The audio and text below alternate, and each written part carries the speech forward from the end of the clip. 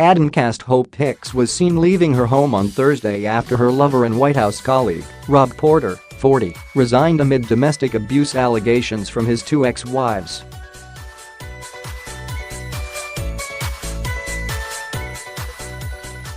Hicks, 29, left her D.C. apartment building Thursday morning and got into a car, presumably heading to work.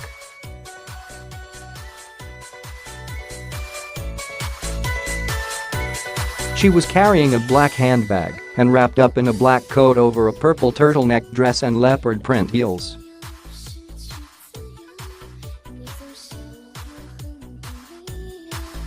Today is expected to be Porter's final day in the White House after he stepped down from his role as staff secretary following on-the-record claims to Daily Mail.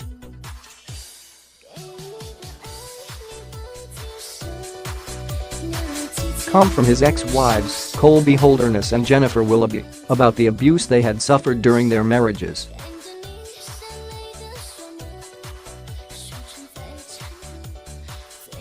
In a press briefing on Thursday, White House Deputy Press Secretary Raj Shah revealed Porter was terminated before he offered his resignation.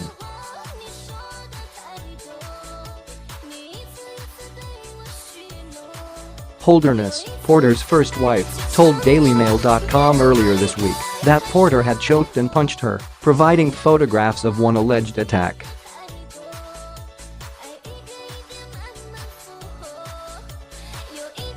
His second wife, Jennifer Willoughby, revealed on Tuesday that he had once dragged her wet and naked out of the shower and was verbally abusive, calling her a effing bitch on their honeymoon.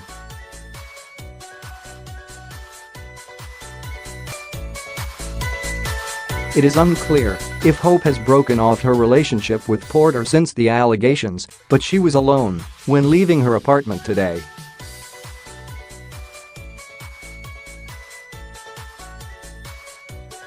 In the briefing, the White House refused to say when Chief of Staff John Kelly found out about the allegations of spousal abuse against Rob Porter from both of his ex-wives.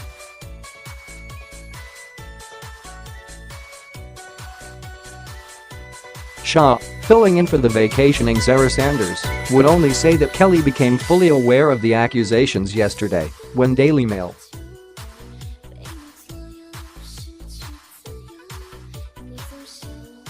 Published photos of Porter's first wife Holderness that she says were taken after he punched her on a vacation.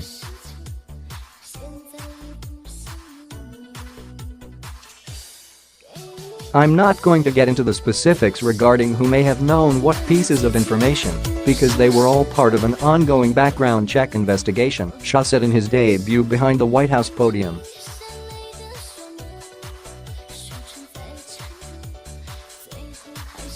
But the FBI learned about the allegations after conducting a background check on Porter, the White House staff secretary who resigned Wednesday.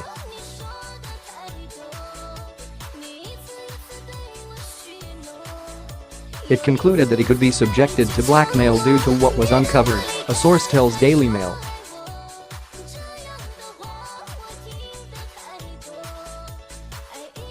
The FBI refused to give him permanent security clearly because of what they found.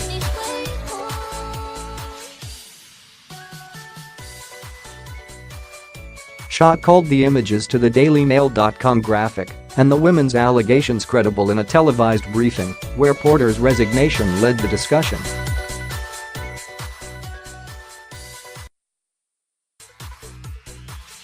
He said the White House official was terminated on Wednesday, although he'd been seen on the property earlier in the day as he drove a full-scale defense of the White House's initial reaction to a pair of Daily Mail reports on Porter's past.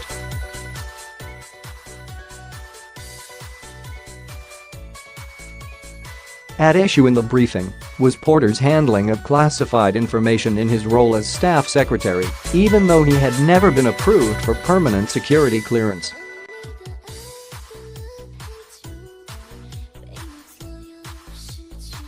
Porter was operating on interim clearance while the background check process that has stretched for more than a year continued to unfold, Shah claimed.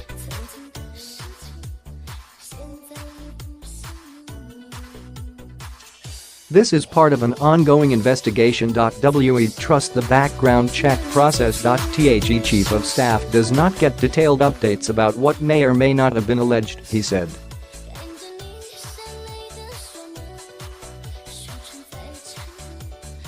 Senior White House aides, possibly even Chief of Staff John Kelly, were made aware of spousal abuse allegations against Porter in November after the FBI learned about them during a background check, but Porter remained in his sensitive post.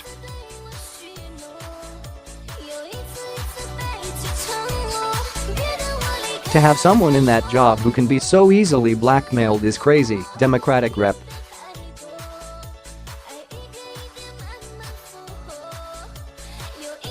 Sean Patrick Maloney, who served as staff secretary for Bill Clinton, told Daily Mail.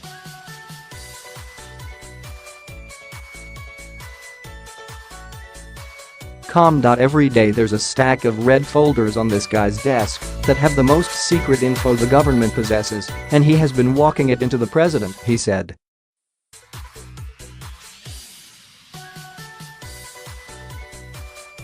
He noted that the staff secretary only has two direct reports, the chief of staff and the president.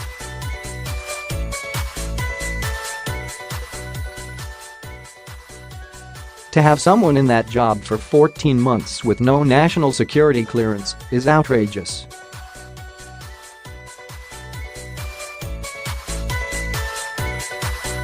And John Kelly owns that and has some very tough questions to answer, not just about why he's still defending him, which is outrageous, but about why you would allow someone to be in this position who can be so easily blackmailed.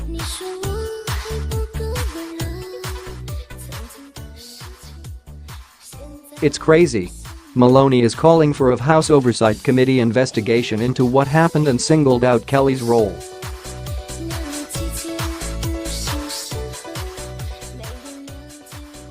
Kelly is coming under fire for his efforts to shield Porter on several fronts at a time when the Me Too movement is rocking Hollywood and the national culture.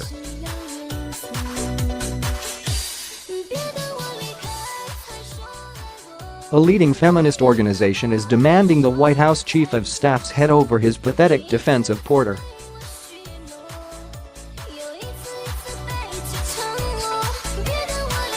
The National Organization of Women called Kelly an enabler of sexual abusers in a Thursday morning statement and said he must also resign.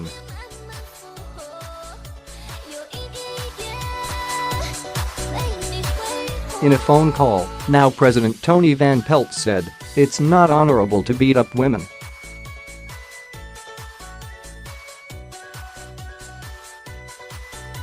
There is no integrity involved in being violent when you go home. These are not American values.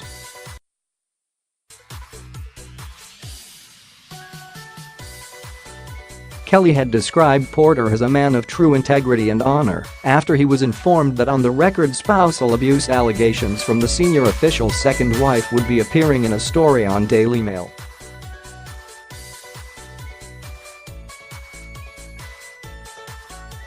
I think it's clear, starting at the very top in our country, that they see women as collateral damage, that they see women as objects.